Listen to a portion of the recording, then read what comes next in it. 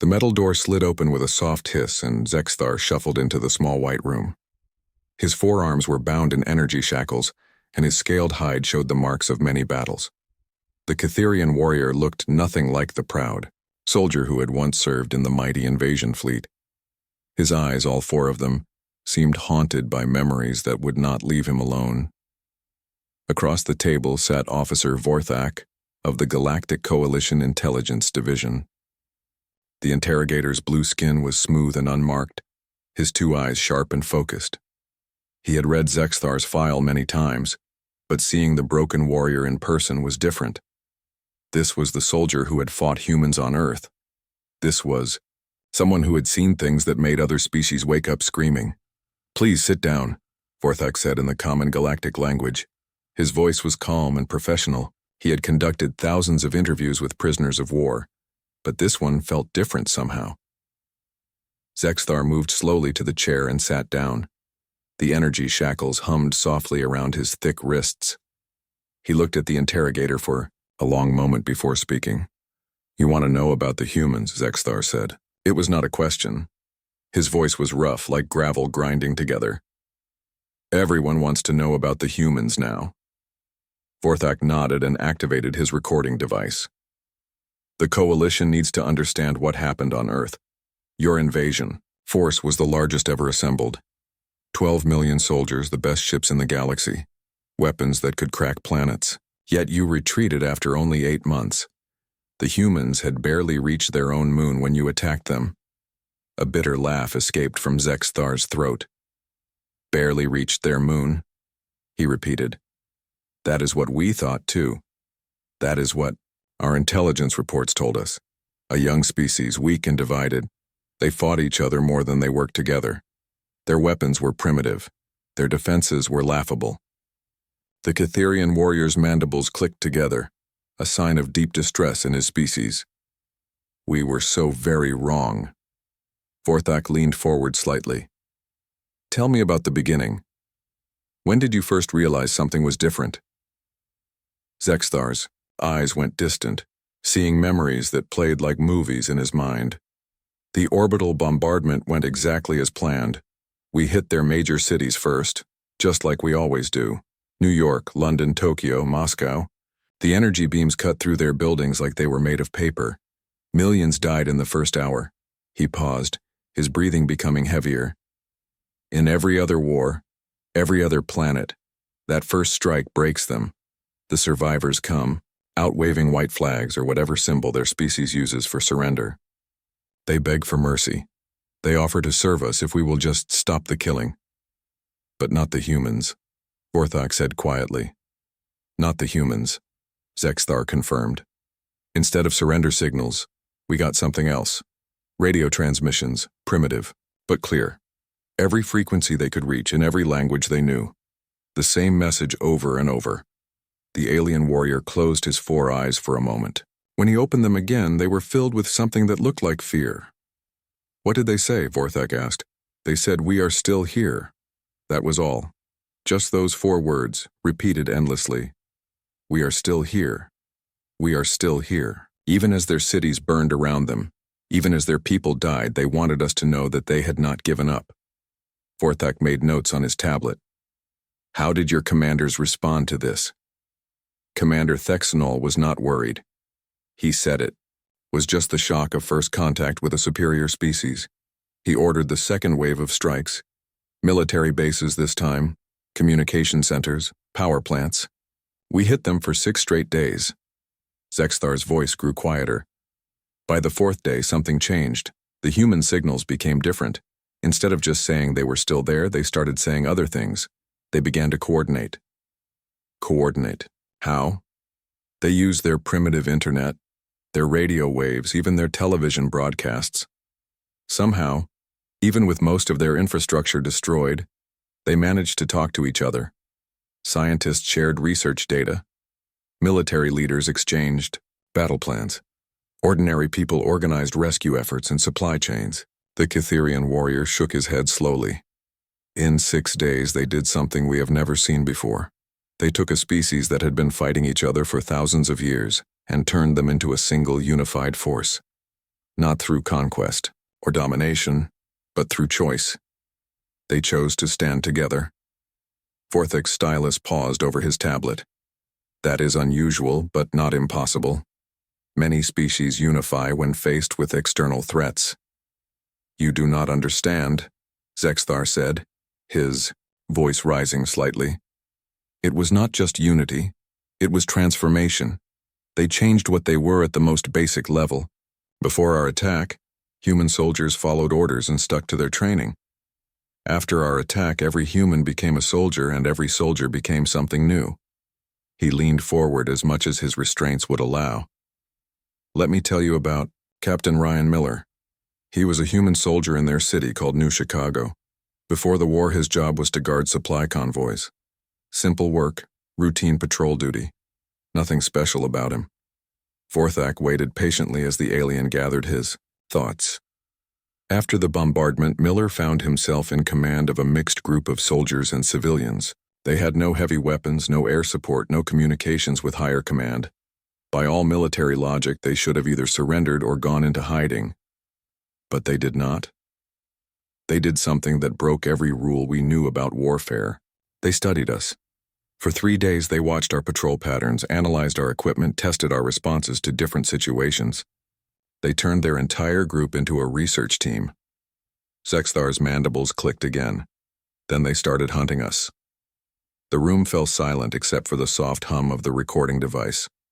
Vorthak found himself holding his breath. Miller's group used tactics we had never encountered. They would attack in ways that seemed random but were actually carefully planned. They made us think they were in one place while they struck somewhere else entirely. They used their knowledge of their own city against us. The Catherian warrior continued, but the strangest part was how they treated prisoners. When they captured some of my soldiers, they did not kill them or torture them for information. They studied them like scientists studying a new species. They learned our language, our customs, our fears. Then they used that knowledge to make us afraid. Afraid of what? Afraid of the unknown. You see, Officer Vorthak, we Catherians are a proud warrior race. We understand courage and cowardice, strength and weakness. We know how to fight enemies who are stronger than us or weaker than us. But humans were something else entirely. Zexthar's voice dropped to almost a whisper. They were enemies who learned from every mistake, who adapted to every tactic, who became stronger every time we thought we had beaten them. Fighting humans was like fighting a species that evolved during the battle itself. The interrogator realized he had been writing notes frantically. He looked up at the alien warrior who was staring at the wall with an expression of deep sadness. That was just the beginning, Zexthar said quietly. What came next was so much worse. Vorthak checked his recording device and prepared for a long session. Something told him that this story was going to change everything the Coalition thought they knew about warfare, about humans, and about the future of the galaxy itself. Outside the small white room, other Coalition officers went about their daily duties, unaware that the words being spoken inside would soon become the most important intelligence report in galactic history. Officer Vorthak refilled his water container and settled back into his chair. The recording device continued its steady hum as Zexthar stared at his bound hands. The alien warrior seemed lost in memories that clearly caused him pain. Tell me about the ground operations, Vorthak said gently. Your files mention something called the Siege of New Chicago. Zexthar's 4 eyes focused on the interrogator. New Chicago, he repeated slowly. That was where we learned that humans do not understand the concept of hopeless situations. The Catherian warrior shifted in his chair, the energy shackles glowing softly. Commander Thexanol chose New Chicago as our first major ground target. 23 million humans lived there before the orbital strikes. The city was perfect for our purposes. It had tall buildings that could be turned into strongholds, wide streets for our vehicles, and only 3 major roads leading in and out. Vorthak made notes as Zexthar continued. We surrounded the city with 40,000 soldiers and 200 armored vehicles. Our plasma cannons could level any building. Our shields could stop their primitive bullets. We had air support, orbital support, and complete control of all supply routes. A textbook siege operation, Vorthak observed. Exactly. We sent the usual surrender demand to their military commander. Her name was General Patricia Hayes, a female warrior, which was uncommon among most species we had conquered. We gave her 24 hours to respond. Zexathar's mandibles clicked with what might have been dark amusement. She responded in less than 1 hour. A single word transmitted on all frequencies so every human in the city could hear it. No. The alien warrior paused, seeming to relive the moment. Not "we refuse" or "we will fight" or any kind of speech about honor and duty. Just no. Like we had asked her a simple question and she had given a simple answer. How did your commander react? Commander Thexanol was angry but not worried. He had seen defiant leaders before. They usually changed their minds after watching their cities burn for a few days. He ordered our forces to tighten the siege and wait for hunger and thirst to do our work for us. Zexathar's eyes grew distant again. But humans do not wait. That first night, something happened that we had never experienced in centuries of warfare. Vorthak leaned forward. What happened? They came to us. Small groups of human soldiers, maybe 5 or 6 in each team. They did not try to break through our lines or escape the city. Instead, they moved through our perimeter like ghosts and attacked our rear positions. The Catherian warrior's voice took on a tone of grudging respect. Captain Ryan Miller led one of these teams. With him were Lieutenant Lisa Wong, Sergeant Jake Thompson, and 3 other soldiers whose names I never learned. They had no advanced technology, no heavy weapons, just basic firearms and explosives. How did they penetrate? Your defenses? That was what confused us the most. Our sensors could detect the heartbeat of a small animal from 2 kilometers away. Our motion detectors could spot a leaf falling from a tree. Our thermal imaging could see through walls and smoke. But somehow, these humans found ways to avoid all of our detection systems. Zexathar shook his head slowly. Later, we learned their secrets. They covered themselves in mud and debris to hide their heat signatures. They moved only when our patrol patterns created brief gaps in coverage. They used the ruins of their own city to create hidden paths that our orbital scans had missed. Clever but not impossible to counter, Vorthak noted. You still do not understand, Zexathar said with frustration. It was not just their tactics, it was their dedication. These humans would lie motionless in freezing water for hours waiting for the perfect moment to strike. They would crawl through sewage pipes filled with disease and poison. They would endure pain and discomfort that would break the spirit of most species. The alien warrior continued. Miller's team discovered something about our powered armor during their 3rd raid. They noticed that when certain electromagnetic frequencies hit our suits, the power systems would flicker for just a few seconds.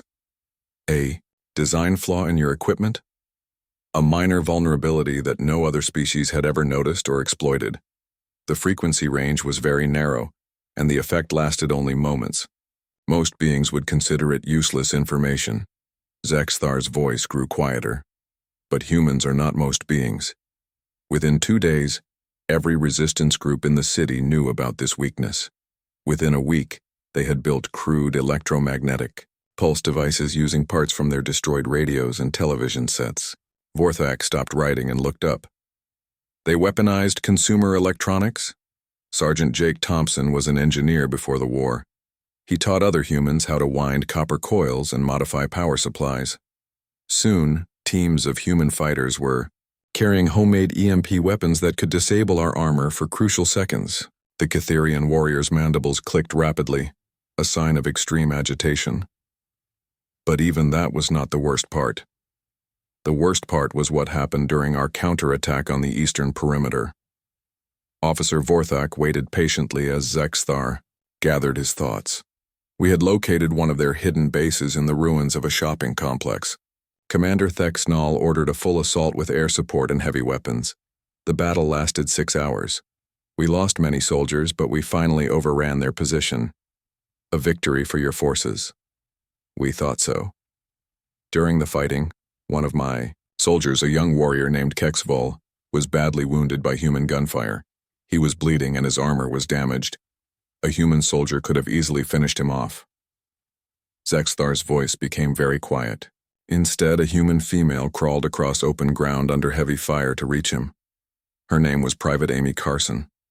She was barely more than a child by human standards, maybe 20 of their years old. The alien warrior closed his 4 eyes. Carson was already wounded when she reached Kexval. She had been shot in the chest and was losing blood quickly. But instead of trying to save herself, she used her medical supplies to treat my soldier's wounds. Vorthak felt a chill run down his spine. "She helped your wounded soldier?"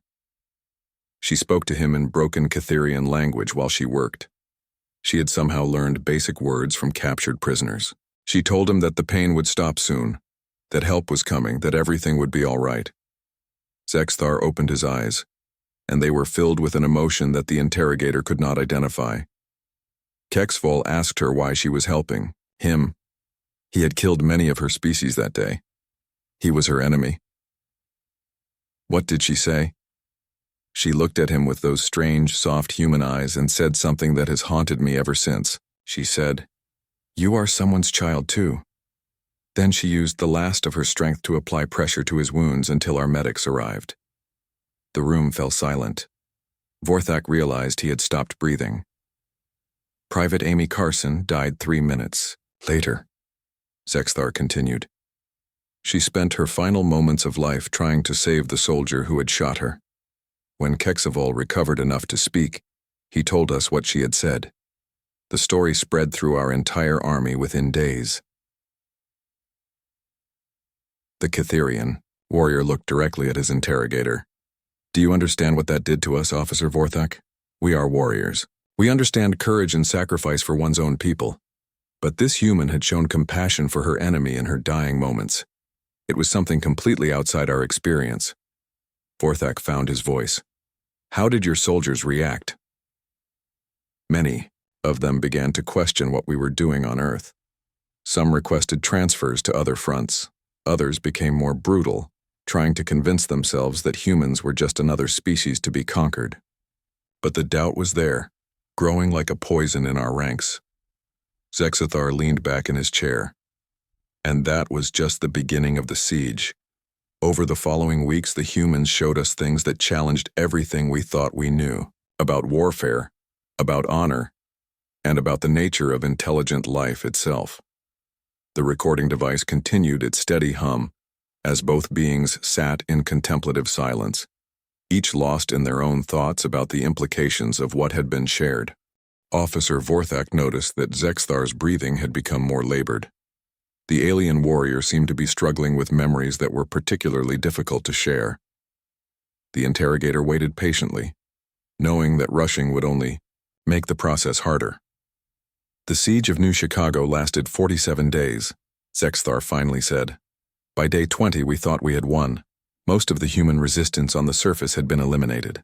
Their organized military units were scattered or destroyed. Commander Thexnall declared the city under our control." The Catherian warrior's mandibles clicked softly. That was when we learned that humans fight wars in 3 dimensions, not just 2. Vorthak looked up from his notes. 3 dimensions? Underground. While we were fighting them in the streets and buildings above, they were creating an entirely different battlefield beneath our feet. The human city had extensive tunnel systems for their transportation, utilities, and drainage. We knew about these tunnels, of course, but we thought they were too damaged from the orbital bombardment to be useful. Zexthar's 4 eyes grew distant. We were wrong. Again. The alien warrior shifted in his restraints. Dr. Kevin Ross was a human engineer who specialized in underground construction. Before the war, he had helped design the city's subway system. When the surface battle began, he organized teams of workers to expand and modify the tunnel networks. Modify them how? They turned maintenance tunnels into supply routes. They connected basement storage areas to create hidden warehouses. They rerouted water and power systems to serve their underground bases. In just a few weeks, they had built a second city beneath the ruins of the first one. Vorthak made careful notes as Zexthar continued.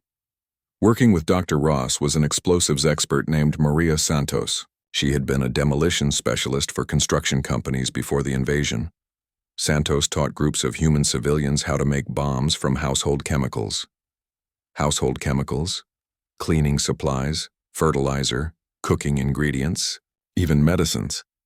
Santos showed them how to combine these materials to create explosives powerful enough to damage our vehicles and equipment.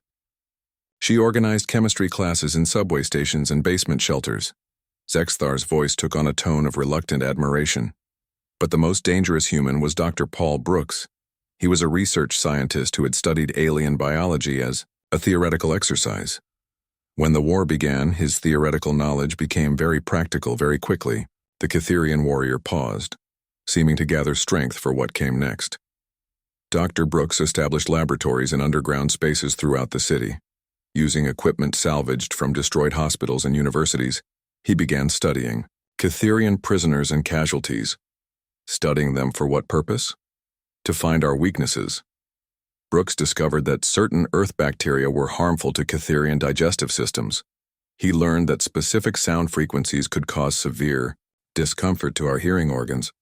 He identified chemicals that could interfere with our natural healing processes. Vorthak felt a chill run through his body. Biological warfare. Biological, chemical, and psychological warfare all combined into one program. But Brooks did not work alone.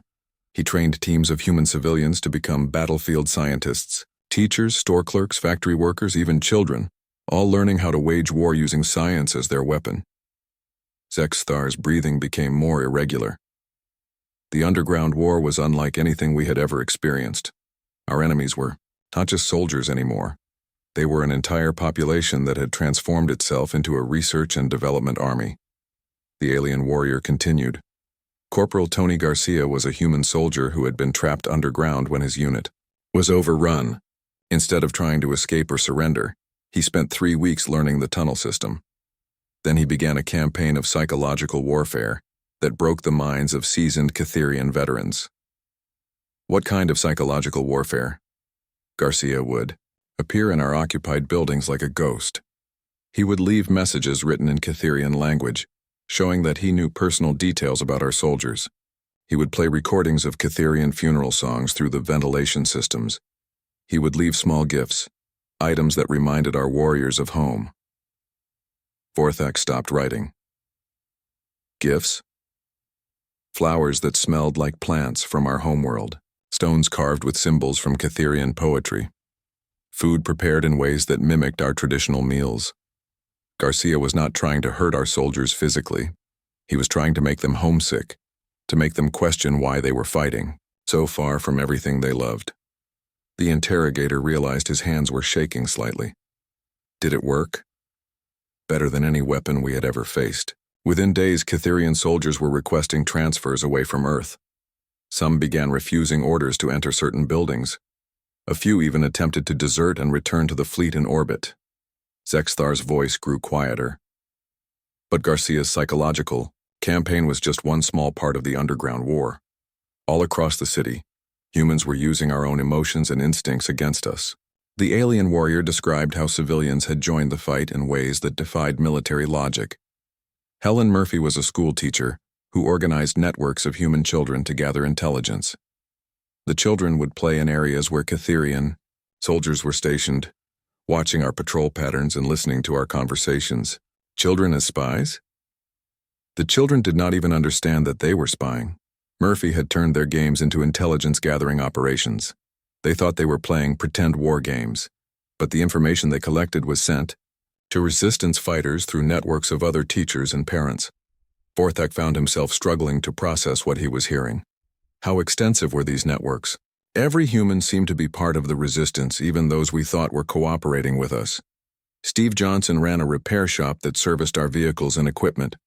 We trusted him because he appeared to be a collaborator who worked for us in exchange for protection and supplies. But he was not a collaborator.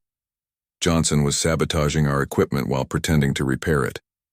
He would make small modifications that would cause our vehicles to break down days or weeks later. He shared technical information about our machines with other resistance cells. He even trained his workers to become saboteurs while they appeared to be loyal employees. Zexthar's mandibles clicked rapidly. The most disturbing incident happened in the industrial district where Johnson's shop was located. A full battalion of Catherian soldiers was stationed there to protect important manufacturing facilities that we had captured. The alien warrior's voice became strained. Johnson and his team held off our entire battalion for 6 days using nothing but improvised weapons and their knowledge of the industrial landscape. They turned factory equipment into weapons. They used chemical storage tanks as bombs. They redirected steam pipes to create scalding barriers. 6 days against a full battalion? They knew every pipe, every valve, every electrical system in that complex. They could move through the facility like it was their own home while we stumbled around like blind creatures. When we finally overran their position, we discovered that they had evacuated through storm drain systems that they had secretly connected to the factory's basement. Zexthar looked directly at his interrogator. We won that battle, Officer Vorthak, but it felt like a defeat. We had used our most advanced military technology and thousands of soldiers to fight a handful of mechanics and factory workers, and they escaped. The room fell silent except for the steady hum of the recording device. Vorthak realized that his understanding of warfare was being fundamentally challenged by every word the alien warrior spoke. That was when we began to understand the truth about humans, Zexthar said softly. They were not fighting individual battles to win or lose. They were fighting a single, continuous war where every defeat taught them how to win the next engagement. Every loss made them more dangerous. The Catherian warrior closed his 4 eyes. And we were about to learn that the underground war was just preparation for something much worse. The silence in the interrogation room stretched for several minutes. Zexthar seemed to be gathering strength for the next part of his story. Officer Vorthak could see that the alien warrior was physically exhausted, but something in his eyes suggested that the worst memories were still to come. After 3 months of fighting, Zexthar finally said, Commander Thexnall declared victory. The major human cities were under our control. Their organized military had been scattered. Most of their industrial facilities were either destroyed or captured. By every measure we understood, the war was over. The Catherian warrior's mandibles clicked slowly. The humans had other ideas. Vorthak adjusted his recording device and prepared for another difficult session. What happened next? President Charles Baker appeared on every communication frequency the humans could access. We had been hunting him for months, thinking that capturing their political leader would end their resistance. But Baker had been preparing for this moment. Zexthar's 4 eyes focused on a point beyond the interrogator. Baker announced something that no defeated leader had ever said before. He told his people that losing the surface war had been part of their strategy. He called it a tactical withdrawal. A planned retreat? The humans had never intended to hold their cities against our superior firepower. While we were fighting for control of urban areas, their real military leaders were organizing a completely different kind of war in the rural regions. The alien warrior shifted uncomfortably. Admiral Sandra Lewis had been coordinating this rural resistance from the beginning. She had moved key military personnel, equipment, and supplies out of the cities before the siege operations even began. Vorthak made notes as Zexthar continued. Lewis understood something that we did not. Humans do not need cities to survive.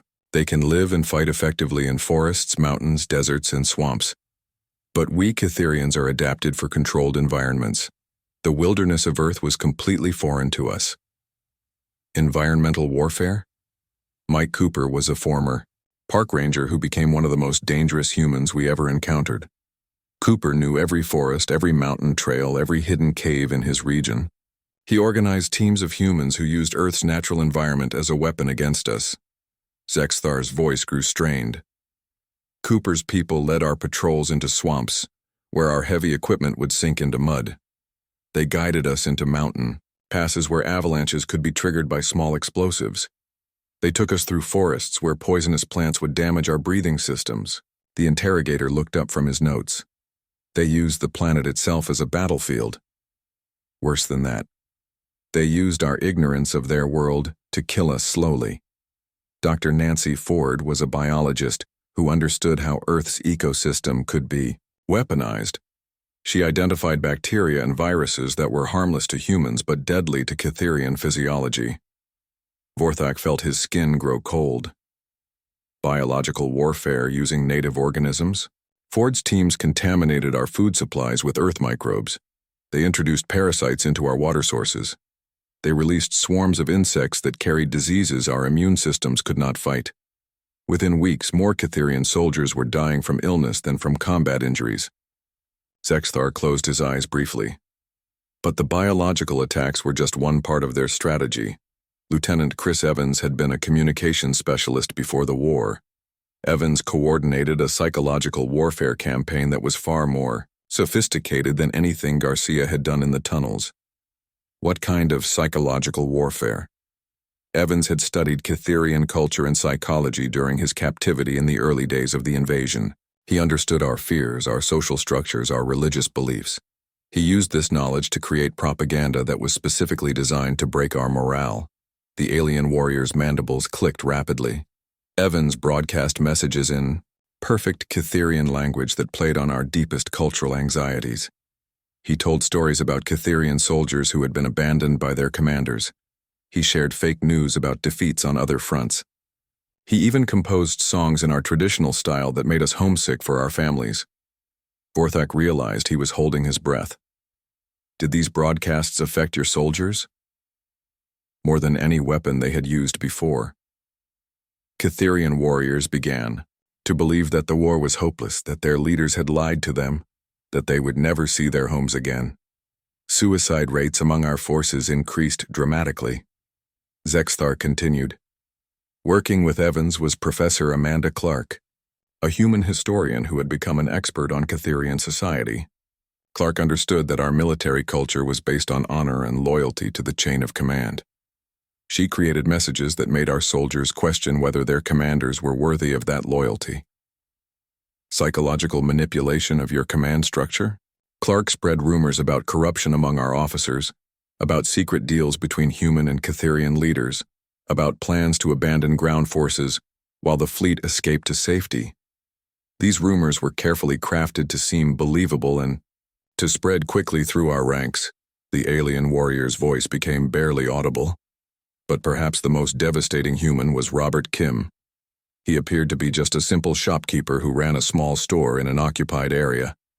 Our soldiers would visit his shop to buy supplies and local goods. He was gathering intelligence, more than that. Kim was building psychological profiles of every Catherian soldier who entered his store. He would engage them in friendly conversation, learning about their families, their fears, their hopes for the future. He seemed like a harmless old man who just wanted to make a living during difficult times. Zexthar's breathing became more labored. Kim shared this personal information with Jennifer Lee, a human who had worked for their postal service.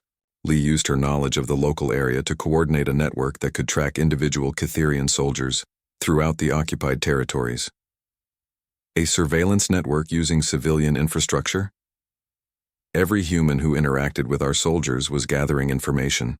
Store clerks, repair workers, street cleaners, even children playing in the streets.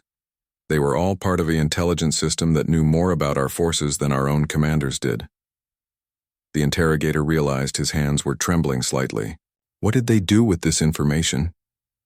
They used it to target us individually. Soldiers would receive personal messages about their families back home. They would find photographs of their loved ones left in their quarters.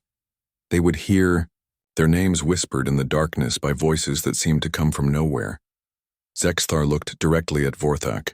Imagine being a warrior on an alien world, far from everything you have ever known, and discovering that your enemies know more about your personal life than you do about theirs.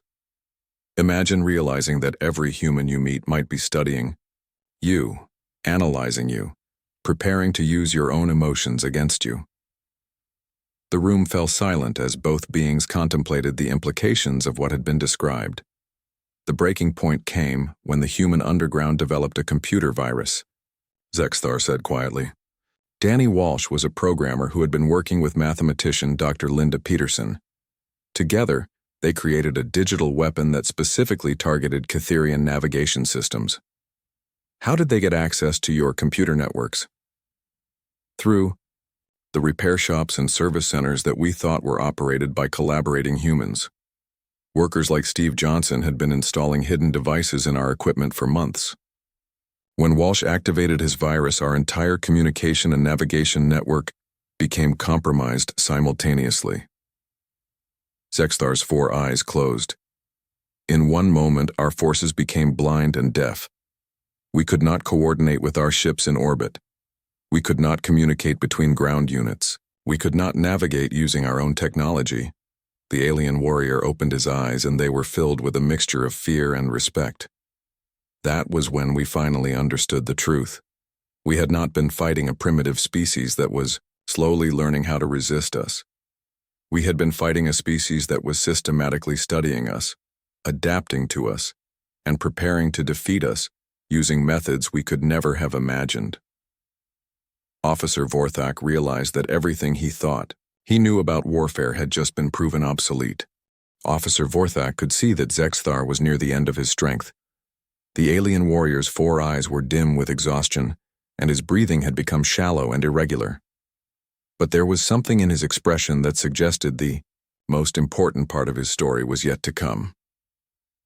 The retreat began at dawn on the 237th day of the invasion, Zexthar said quietly. Commander Thex Null received direct orders from the fleet command to evacuate all ground forces immediately. The humans had done something that made our leaders afraid. Vorthak leaned forward. What had they done? They had learned to fly our ships. Human pilots had somehow gained access to captured Catherian aircraft and were using them against us. But these were not ordinary pilots. They flew like demons, taking risks that no sane being would attempt. The Catherian warrior's mandibles clicked slowly. Colonel Scott Turner had been a test pilot before the war. He was one of the first humans to master our flight controls. Turner led squadrons of human pilots and captured fighters, and they attacked our positions with a fury that terrified even veteran Catherian warriors. How did they learn to operate your technology so quickly? Captain Julie Andrews was an engineer who had studied our crashed vessels for months. She discovered that human reflexes were actually better suited for our aircraft than Catherian reflexes. Humans could make split-second decisions and adjustments that our pilots could not match. Zexthar's voice grew heavier. But the air attacks were just the beginning of our nightmare.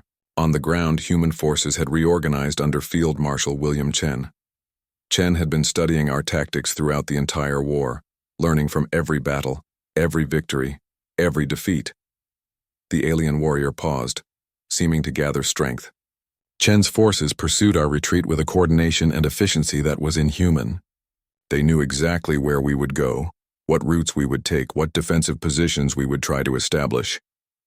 They could predict your movements. Better than that, they had learned to think like us. Intelligence Director Karen Martinez had been analyzing Catherian military doctrine for months. She understood our strategies better than some of our own commanders. Her people were always one step ahead of us. Vorthak made careful notes as Zexthar continued. Major Frank White commanded ground forces that harassed our retreat columns day and night. White's soldiers moved faster than should have been possible, appearing at multiple locations simultaneously. They would attack a convoy from the north, then strike another target 50 kilometers to the south just hours later. How were they moving so quickly? They had turned their entire planet into a transportation network. Captain Lisa Rodriguez coordinated with civilian drivers, pilots, and boat operators who moved military units across vast distances, using roads, rivers, and airfields that our intelligence had missed or dismissed as unimportant. Zexthar's 4 eyes focused on the interrogator. But the most terrifying part of the retreat was the naval operations. Commander Gary Phillips led human naval forces that had somehow acquired Catherian water vessels. These humans had never fought naval battles in space-capable ships before, yet they defeated our experienced fleet commanders repeatedly. Humans adapted to naval warfare that quickly? They did something we thought was impossible. They combined their knowledge of Earth's oceans with our advanced technology to create hybrid warfare tactics that we had no defense against. Phillips would use Earth's weather patterns to hide his ships, then strike at our vessels when we least expected it. The alien warrior's breathing became more labored. Every day of the retreat, we lost more soldiers, more equipment, more hope. The humans pursued us with a relentless determination that wore down even our strongest warriors. Vorthak looked up from his notes. How long did the retreat last? 63 days. 63 days of constant harassment, ambushes, and attacks. Our forces were exhausted, demoralized, and terrified. Many soldiers began to break down mentally. Some refused to fight. Others begged to surrender. Zexthar closed his eyes. But the worst discovery came near the end of the retreat. Our intelligence teams reported that humans had established research facilities where they were studying captured Catherian technology. Dr. Roger Anderson led teams of human scientists who were reverse engineering our ships, our weapons, our communication systems. They were copying your technology? More than copying, they were improving it. Anderson's people had found ways to make our technology work better than it did for us. They were taking systems designed for Catherian physiology and adapting them for human use. The interrogator felt a chill run through his body. What were they planning to do with this technology? They were building their own starships. Human engineers were constructing vessels that combined the best of our technology with their own innovations. Within months of our retreat, the first human interstellar ships would be ready for launch. Zexthar opened his 4 eyes and they were filled with something that might have been prophecy. Do you understand what this means, Officer Vorthak? We went to Earth to conquer a primitive species. Instead, we gave them the tools and knowledge they needed to become a spacefaring civilization. The room fell silent except for the steady hum of the recording device. The final evacuation was chaos, Zexthar continued. Our transport ships were under constant attack from human forces. Colonel Turner's pilots flew suicide missions against our largest vessels. Major White's ground forces attacked our landing zones. Commander Phillips sent captured ships against our evacuation fleet. How many of your forces escaped? Less than half. But that was not the worst part. As our last transport ships lifted, off from Earth's surface, our long-range sensors detected something that filled every Catherian with terror. Vorthak waited, knowing that whatever came next would be the most important part of the entire interrogation. Human ships were launching from hidden facilities around their planet. Not 1 or 2 experimental vessels, but dozens of fully operational starships. The humans had not just survived our invasion. They had used it as an opportunity to leap forward in their technological development by thousands of years. Zexthar's voice became barely audible. As we fled through space, our scanners showed human vessels following us, not attacking, just observing, learning our flight patterns, studying our technology, preparing for whatever came next. The alien warrior looked directly at his interrogator. That was 8 months ago. Since then, human ships have been detected in 17 different star systems. They are not conquering these systems. They are exploring them, mapping them, establishing contact with other species. What do you think they are planning? I do not think they are planning anything specific. That is what makes them so dangerous. Humans do not seem to make long-term strategic plans like other species. Instead, they adapt and evolve constantly, responding to each new situation with creativity and determination that defies prediction. Zexthar's mandibles clicked one final time. We created something that the galaxy has never seen before, Officer Vorthak. We took a species that was confined to one planet and gave them the motivation, the knowledge, and the technology to reach the stars. We turned humans into something new. The recording device continued its steady hum as both beings sat in contemplative silence. The humans are coming, Zexthar said quietly. Not as conquerors, but as something far more unpredictable. They are coming as explorers, as learners, as beings who refuse to accept limitations. And when they arrive among the stars, they will change everything. Officer Vorthak realized that he was not just recording the account of a failed invasion. He was documenting the moment when the balance of power in the galaxy had fundamentally shifted. The humans were no longer a primitive species confined to one world. They were something entirely new, and no one knew what they would become. Interrogation was over, but the real story was just beginning.